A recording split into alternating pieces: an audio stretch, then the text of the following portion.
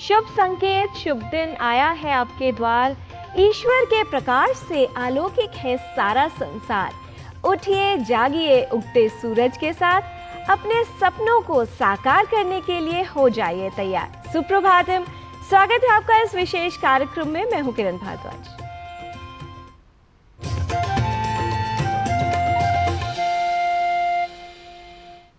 जीवन में समय हम सबके पास है और अमूल्य है।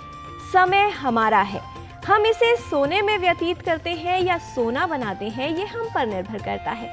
लेकिन ये सभी को समझ लेना चाहिए कि जीवन में जो दुनिया है या संसार है वो हमारे उदाहरण से बदलता है, राय से नहीं।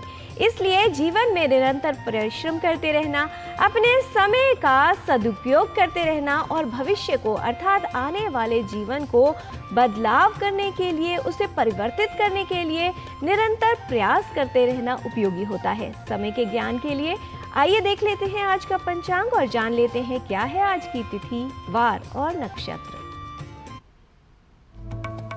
आज का पंचांग युगाब्द 5127, विक्रम संवत 2082, शक संवत 1947, उत्तरायण, वैशाख मास, शुक्ल पक्ष, पूर्णिमा तिथि, सोमवार, स्वाति नक्षत्र।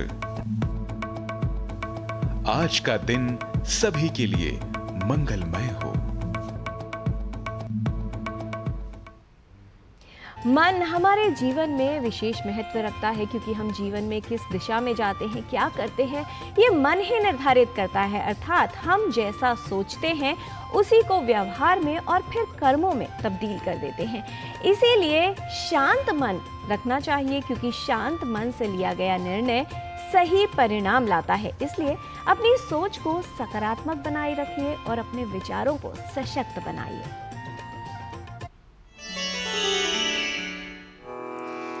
यस्य सर्वे समारंभाः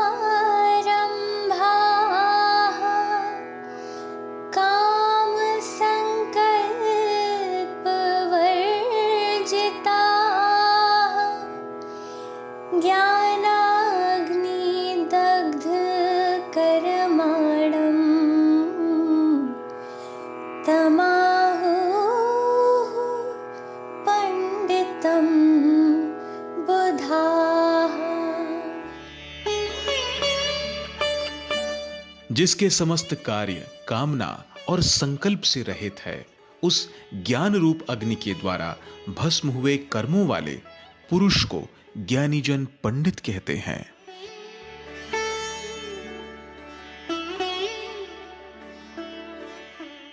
The wise call him a sage, for whatever he undertakes is free from the motive of desire, and his deeds are purified by the fire of wisdom.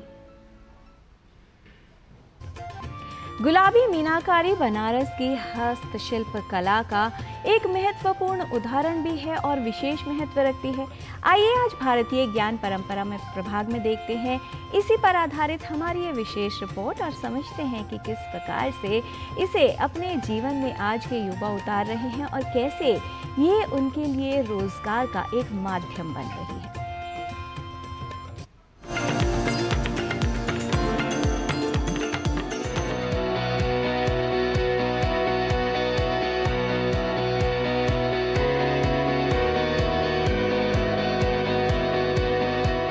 गुलाबी मीनाकारी कभी बनारस की पहचान थी, लेकिन कारीगरों की कमी और घटती मांग से यह विलुप्त होने लगी। लेकिन भारत सरकार के हस्तक्षेप ने इस कला को नया जीवन दिया। वर्ष 2015 में भारत सरकार ने गुलाबी मीनाकारी को पुनर्जीवित करने के लिए एक विशेष योजना आरंभ की। सरकार के इन प्रयासों का सकारात्मक परिणाम यह हुआ कि आज 200 से ज्यादा महिलाएं गुलाबी मीनाकारी से जुड़कर अपनी आजीविका चला रही हैं। यह कला अब उनके लिए सिर्फ एक पारंपरिक हुनर नहीं, बल्कि आत्मनिर्भरता का साधन भी बन गई है। ये कला एक ऐसी कला है जिसको पहले पुरुष ही करते थे, अब महिलाएं करना शुरू की हैं। ये काम हम 9 सालों से कर रहे हैं और इस काम में अब बहुत सी ऐसी लड़कियां हैं, महिलाएं हैं, औरतें जो घर का काम करके यहाँ पे आती हैं, करती हैं, सीखती हैं, जिससे उनकी भी अच्छी खासी आमदनी होती है। केंद्र सरकार के प्रयासों से बनारस की गुलाबी मीनाकारी अब दुनिया भर में विख्यात हो रही है। प्रधानमंत्री नरेंद्र मोदी द्वारा वैश्विक नेताओं को गुलाबी मीनाकारी की सुंदर वस्तुओं को उपहार में देने के बाद मानो इस हस्तशिल्प परंपरा की रौनक ही लौट आई हो। भारत के प्रधानमंत्री जी और उत्तर प्रदेश के मुख्यमंत्री जी द्वारा इसका विशेष रूप से प्रचार और प्रसार किया जाता है तथा देश विदेशों के जो राष्ट्रपति, प्रधानमंत्री, राष्ट्राध्यक्षों को ये प्रमुखता से भेंट दिया जाता है। केंद्र सरकार के प्रोत्साहन से और उत्तर प्रदेश सरकार द्वारा इसे एक जिला एक उत्पाद में शामिल करने के बाद गुलाबी मीनाकारी को जीआई टैग अर्थात भौगोलिक संकेतक मिल गया। इसके बाद बनारसी गुलाबी मीनाकारी की वस्तुओं की मांग बढ़ी, जिससे कारीगरों को फायदा हो रहा है। ये काम न के बराबर हो गया था। फिर आदरणीय प्रधानमंत्री जी सरकार के प्रयासों के द्वारा जो है इसमें काफी जान फूंकी गई। काशी की गलियों से निकलकर ये विश्व पटल पर छा गया और इसके जो कलर हैं और इसके रंग जो हैं और चटक हो गए। 2013 में जीआई के लिए ये फाइल हुआ ये क्राफ्ट, और 2015 में मार्च 2015 में इस क्राफ्ट को जीआई मिला और इससे पूरे विश्व में इसकी प्रसिद्धि मिली। और हमारे उत्तर प्रदेश सरकार में ने इसको ओडीओपी में शामिल किया, 1 डिस्ट्रिक्ट 1 प्रोडक्ट, जो एक जिला एक उत्पाद में होता है, और उसकी वजह से काफी इसको प्रसिद्धि भी मिली और काफी काम भी मिला। गुलाबी मीनाकारी की बढ़ती मांग को देखते हुए कारीगरों की कमी दूर करने के लिए युवाओं को प्रशिक्षण दिया जा रहा है। इसे आधुनिक स्टार्टअप के रूप में भी बढ़ावा दिया जा रहा है। वाराणसी के गाय घाट और ब्रह्मा घाट के आसपास रहने वाले कई युवा हस्तशिल्पियों ने गुलाबी मीनाकारी में अपने स्टार्टअप कार्यों को शुरू किया है, जिनका काफी सारा ऑर्डर विदेशों से और इस देश के अंदर भी खपत हो रहा है, जिससे उनकी आय में लगातार इजाफा हो रहा है और इस वाराणसी की इस विशिष्ट क्राफ्ट को पहचान भी मिल रही है। गुलाबी मीनाकारी में महिलाओं की भागीदारी निस्संदेह एक शुभ संकेत है। इससे उन्हें समाज में सम्मान मिलने के साथ साथ आर्थिक स्वावलंबन भी मिल रहा है। एक समय था कि ये पूरी तरह जब खत्म हो चुका था, लेकिन अभी सरकार की योजनाओं के फलस्वरूप इसमें काफी संख्या में महिलाएं जुड़ने लगी हैं। जो पढ़ी लिखी महिलाएं, पढ़ी लिखी लड़कियां हैं, वो भी, और हाउसवाइफ, वो सभी जुड़ने लगी हैं और इसको अपने आजीविका का माध्यम भी बना लिया उन्होंने। ये महिला सशक्तिकरण और आत्मनिर्भर भारत के लिए बहुत सराहनीय प्रयास है। बनारस के कारीगर सोने पर भी मीनाकारी कर रहे हैं। सोने के आभूषणों में गुलाबी मीनाकारी से लोगों का ध्यान आकर्षित हुआ है। इससे ज्वेलरी उद्योग में बनारसी मीना की पहचान बढ़ रही है और बाजार विस्तार से मीना कारीगरों को लाभ भी मिल रहा है। धर्म, शिक्षा, साहित्य और संगीत की पहचान वाली काशी या वाराणसी अब गुलाबी मीनाकारी की पारंपरिक कला को नई पहचान देने की दिशा में अग्रसर है। इससे यह सिद्ध हो रहा है कि पुरानी विरासतों को संजोकर ही हम नए भारत का निर्माण और भी बेहतर तरीके से कर सकते हैं। नारायण दत्त मिश्र के साथ जनेंद्र सिंह की रिपोर्ट, डीडी न्यूज।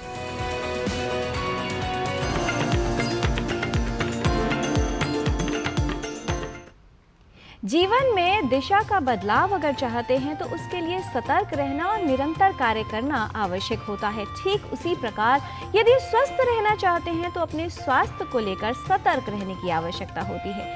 अक्सर आयु बढ़ने के साथ कई तरह की समस्याएं यानी बीमारियां होने की संभावना बढ़ जाती है। इसीलिए आवश्यक होता है कि समय समय पर जांच करवाई जाए। पुरुषों में BPH यानी बिनाइन प्रोस्टेटिक हाइपोप्लेजिया एक ऐसी समस्या है जिसकी संभावना आयु के बढ़ने के साथ होती है। गुदूद ग्रंथि का बढ़ना क्या अवस्था है और कब इसे समस्या माना जाए, किस तरह से इसका उपचार किया जा सकता है, आइए समझ लेते हैं।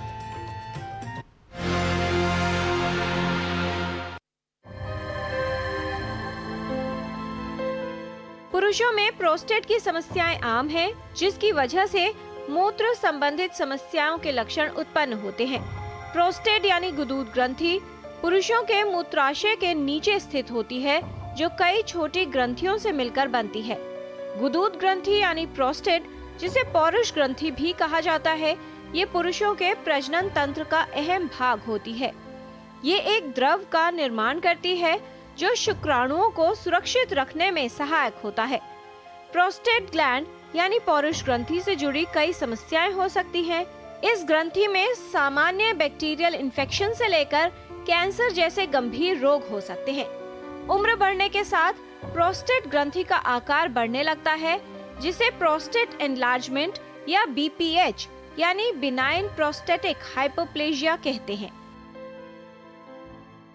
शुरू में पेशाब का बार बार आना, पेशाब की पूरा मसाने का फीलिंग होना कि मैं पूरा ब्लैडर खाली नहीं हो रहा मरीज का, और जिसको हम इनकम्प्लीट इवैक्यूएशन बोलते हैं, और पेशाब का कभी कभी लीक कर जाना टॉयलेट पहुंचने से पहले, जिसे फ्रीक्वेंसी और अर्जेंसी की सिम्टम्स बोलते हैं। और एक होता है पेशाब बिल्कुल रुक जाना और उसकी धारी की गति कम हो जानी, जिसमें मरीज को पेशाब की नलकी भी डालनी पड़ सकती है, जिसको रिटेंशन बोलते हैं। पेशाब में खून आना ये लक्षण है जो वो इग्नोर ना करे।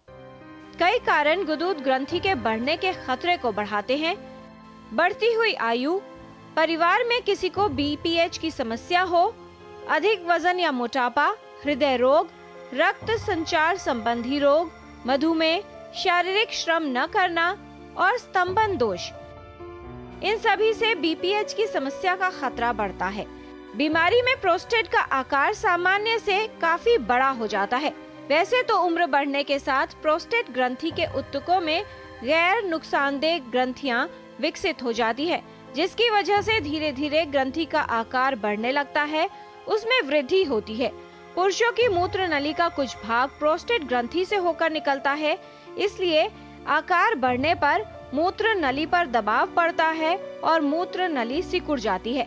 समस्या तब उत्पन्न होती है जब प्रोस्टेट का आकार इतना बढ़ जाता है कि मूत्र मार्ग पर दबाव पड़ने लगे, जिस कारण से मूत्र संबंधित लक्षण हो सकते हैं। व्यक्ति को पेशाब करने में परेशानी और दर्द अनुभव होता है, मूत्राशय से संबंधित लक्षण हो सकते हैं और गुर्दे की समस्या भी उत्पन्न हो सकती है। अक्सर लोग मूत्र संबंधी लक्षणों को बढ़ती आयु का संकेत मानकर लापरवाह हो जाते हैं। इसके कारण समस्या बढ़ सकती है। पेशाब की कोई भी सिम्टम्स जो गदूद के होते हैं वो मरीज पहले तो इग्नोर ना करे। उसका एक बेसिक टेस्ट जो जैसे कि उसका पेशाब का चेकअप करवाना, एक खून का पीएसए चेकअप कराना और अल्ट्रासाउंड चेकअप कराना, ये बहुत अनिवार्य है। एक बार पेशाब का जो बेसिक टेस्ट होता है वो कराने के बाद डॉक्टर एक बार गदूद की पैल्पेशन करता है कि गदूद कितना बड़ा है, जिसे डिजिटल रेक्टल एग्जामिनेशन बोलते हैं। ये ज़्यादातर सारे जनरल सर्जन भी कर सकते हैं और यूरोलॉजिस्ट तो करते ही है। प्रोस्टेट की समस्या से बचाव के लिए कुछ सावधानियां रखना और कुछ बातों का ध्यान रखना उपयोगी होता है। सक्रिय जीवन शैली अपनाएं, संतुलित आहार का सेवन करें, कम वसायुक्त आहार लें, फल और सलाद का पर्याप्त मात्रा में सेवन करें, वजन नियंत्रित रखें, शाम के समय तरल पदार्थों का सेवन कम करें, 40 वर्ष की आयु के बाद विशेषज्ञ से नियमित जांच करवाएं। समस्या या कोई असामान्य लक्षण होने पर विशेषज्ञ से परामर्श अवश्य लें। इलाज के विकल्प आजकल ये है, दवाइयाँ 80 से 90% जो होते हैं गदूद की अल्फा ब्लॉकर देते हैं और साथ में ड्यूटास्ट्राइड अगर गदूद 30 ग्राम से बड़ा हो, और इनमें दवाइयों का कंट्रोल कर जाता है। कई सिम्टम्स होते हैं जो मरीज के पेशाब के लीक होना और बार बार आना, उसमें हम एंटीकोलिनर्जिक की दवाइयाँ अटैच कर देते हैं और इससे मरीज के सारे सिम्टम्स लगभग 90% डिसअपियर कर जाते हैं। मरीज गदूद की प्रॉब्लम को इग्नोर करता है तो इससे टाइम के मसाने का ऑब्स्ट्रक्शन हो जाना, पेशाब रुक जाना और गुर्दों पे बुरा असर पड़ के गुर्दे भी फेल कर सकते हैं। पेशाब में बार बार इन्फेक्शन होना और उससे पेशाब में खून आना, पथरी बनना, जिसको प्रोस्टेट के ऑब्स्ट्रक्टिव सिम्टम्स बोलते हैं, वो मरीज की हालत खराब कर सकते हैं।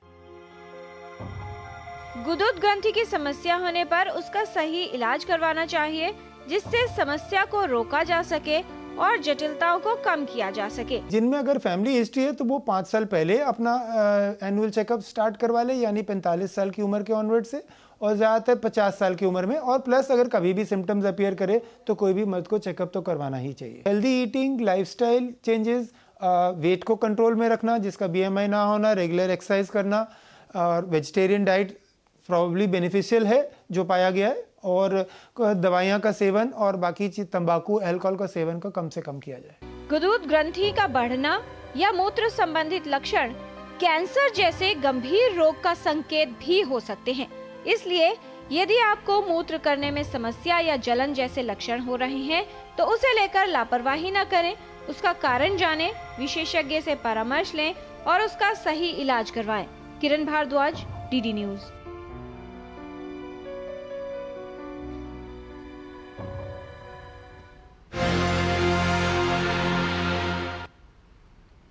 समस्याएं हमारे जीवन में बिना कारण नहीं आती। वो एक संकेत है कि या तो जीवन में कुछ बदलने वाला है या कुछ बदलाव करने की आवश्यकता है। इसलिए जीवन में निरंतर प्रगति करते रहने के लिए, जीवन में आगे बढ़ते रहने के लिए समस्याएं एक इशारा होती हैं और हमें प्रेरित करती हैं कि हम अपने जीवन को बदलें। ठीक उसी तरह स्वास्थ्य के साथ भी है।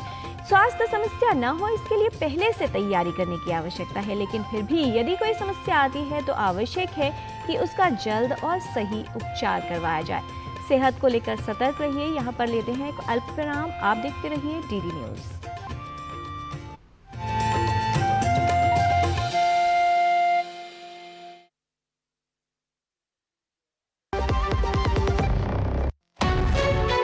विभाग अनेक, कंप्लेंट बॉक्स 1। किसी भी सरकारी दफ्तर, विभाग या बैंक से जुड़ी शिकायत के लिए pgportal.gov.in पर जाएं, रजिस्टर करें, संबंधित विभाग चुनें, शिकायत दर्ज करें और ट्रैकिंग आईडी नोट करें। एसएमएस या ईमेल पर एक्नॉलेजमेंट पाएं और शिकायत का जवाब सीधे मंत्रालय से प्राप्त करें। अब तक 1 करोड़ 12 लाख से अधिक भारतीयों ने भरोसा जताया। सीपी ग्राम्स, आपकी हर शिकायत का हल। अभी शिकायत दर्ज करें pgportal.gov.in।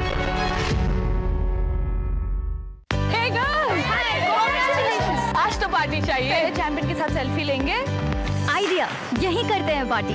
Pizza party. ये चल अपना कार्ड और पिन दे। मेरे कार्ड की डिटेल्स मैं खुद ही डालूंगी। आरबीआई कहता है अपना पिन, ओटीपी, सीवीवी या इंटरनेट बैंकिंग पासवर्ड किसी के साथ शेयर ना करें। ऑनलाइन बैंकिंग सिर्फ अपने कंप्यूटर, मोबाइल और सिक्योर नेटवर्क से करें।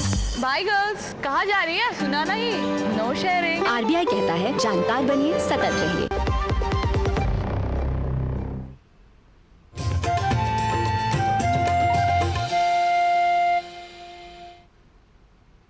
ब्रेक के बाद आपका स्वागत है। योग स्वस्थ जीवन का आधार है और मूलाधार चक्र योग साधना की चक्र संकल्पना का पहला चक्र है। मूलाधार चक्र को साधने से सेहत में सुधार होता है और शरीर में ऊर्जा का संचार होता है। कौन सी योगिक क्रियाएं इसमें उपयोगी हैं, आइए समझ लेते हैं।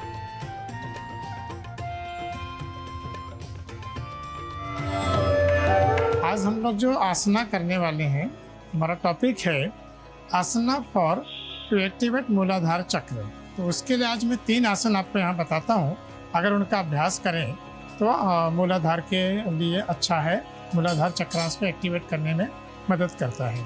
तो पहला आसन है मलासन। तो देखेंगे कैसे करना है। पैरों में थोड़ा अंतर रख लेंगे। इस तरह से दोनों पैरों को नमस्ते कर लीजिए और फिर धीरे से इस तरह से नीचे की तरफ जाएंगे और इस तरह से आके बैठ जाएंगे, जैसे कि मलासन, मल के रूप में बैठते हैं। यह है मलासन। अब धीरे से सांस भरते हुए ऊपर उठेंगे। तो मलासन। अब देखेंगे इसके बाद दूसरा आसन भद्रासन। भद्रासन के लिए 2 तरीके हैं। पहला तरीका है इस तरह से बैठकर भी इसका अभ्यास किया जा सकता है। सो इस तरह से जितनी देर संभव हो सके इस तरह से बैठे भद्रासन में। और दूसरा तरीका है सुप्त भद्रासन, सोई हुई अवस्था में। तो सोई हुई अवस्था में तो पहले एक तरफ टर्न होकर के लेट जाएंगे, पीठ के बल आ जाइए धीरे से और इस तरह से पैरों को भद्रासन की स्थिति में ले लेंगे। अब दोनों हाथों को थाइस पे इस तरह से रख लेंगे। कुछ क्षण इसी तरह से लेटे रहेंगे। अब इसके बाद तीसरा आसन है सेतु बंदासन। उसके लिए पैरों में थोड़ा सा ऐसे अंतर कर लेंगे और दोनों हाथ पैरों के बगल में। अब श्वास भरते हुए धीरे धीरे कमर के एरिया ऊपर की तरफ उठाएंगे और यहाँ कुछ क्षण रुके रहेंगे। फिर श्वास छोड़ते हुए धीरे से नीचे आ जाएंगे। और एक बार सांस भरते हुए ऊपर उठाएंगे, फिर सांस छोड़ते हुए धीरे से नीचे की तरफ वापस आ जाएंगे पूर्व स्थिति में। इन आसनों का निरंतर अभ्यास करने से मूलाधार चक्रास एक्टिवेट करने में मदद मिलती है। और आइए मूलाधार चक्रास को एक्टिवेट करने में और कुछ प्रैक्टिकल टिप्स जानते हैं योग गुरु डॉक्टर हंसाजी योगेंद्र से। नमस्कार। हमारा रूट चक्र, मूलाधार चक्र, उसको हेल्दी रखने के लिए, एक्टिवेट रखने के लिए अमुक चीज़ करना ज़रूरी है। सबसे पहले तो हिप बाथ, जिसके हम कहते हैं कटी स्नान, वो अच्छा है। आप थोड़े से पानी में, टब में पानी भर के उस पर बैठ जाइए। हिप्स टब में है, पैर पानी के बाहर है, और इस पोजीशन में मूल यानी हमारे एनस को टाइट करिए, ऊपर खींचिए और फिर ढीला छोड़िए, टाइट करिए, ऊपर खींचिए, ढीला छोड़िए। इस तरह आप 4 मिनट करते रहें और 6 मिनट सिर्फ बैठे रहें। बहुत तो गाने गाएं, 2 गाने गा लें, रिलैक्स हो जाएंगे, और उसके बाद वो पानी फेंक कर और अच्छी तरह स्नान करके बाहर आएँ। तो एक ये बहुत अच्छा है। दूसरा ज़रूरी है मूलाधार के न्यूट्रिशन को बढ़ाने के लिए बीटरूट है, गाजर है और हरी पत्तेदार सब्जियां हैं, ये बहुत ज़रूरी है इस तरह का भोजन करना। तीसरा, जब भी कभी मौका मिले हरी घास पर चलें, बैठें।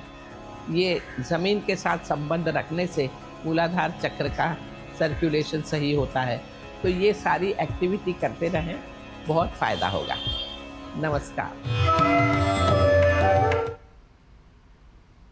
जीवन अर्थात जिंदगी विज्ञान के प्रयोग जैसी है। हम जितने प्रयोग अधिक करते हैं, जीवन उतना ही उत्तम बनता रहता है। इसलिए आवश्यक है कि नई नई चीज़ों के विषय में सीखा जाए, ज्ञान अर्जित किया जाए। संस्कृत हमारी संस्कृति की पहचान है।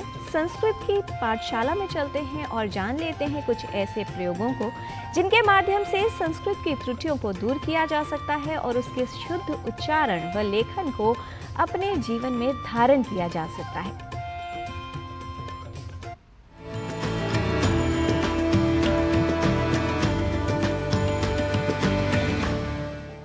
नमो नमः मित्राणि।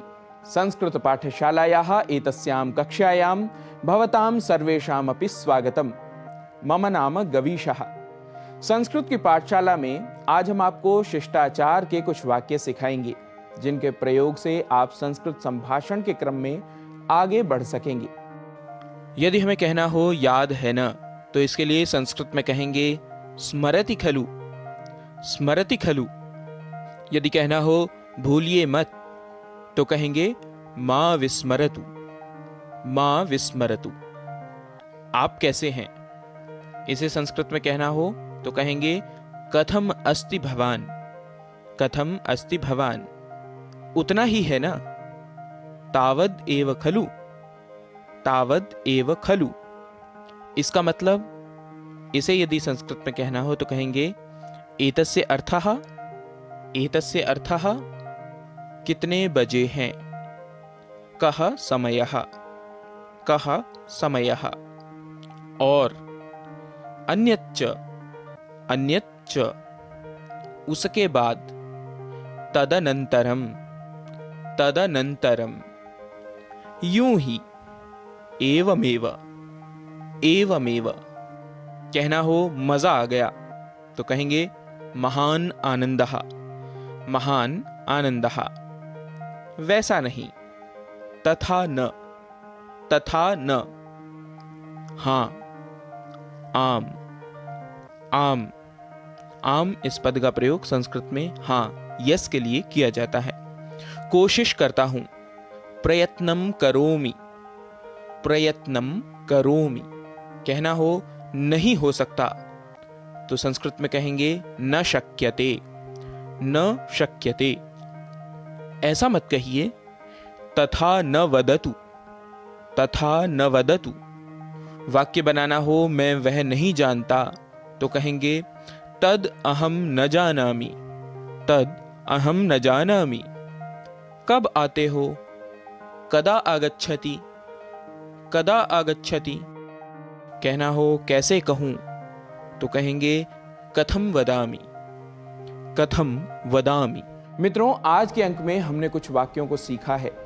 आप करते रहिए इनका अभ्यास व्यवहार में आने वाले ऐसे ही कुछ और वाक्यों को लेकर आपके समक्ष होंगे हम उपस्थित। तब तक के लिए नमस्कार, नमो नमः।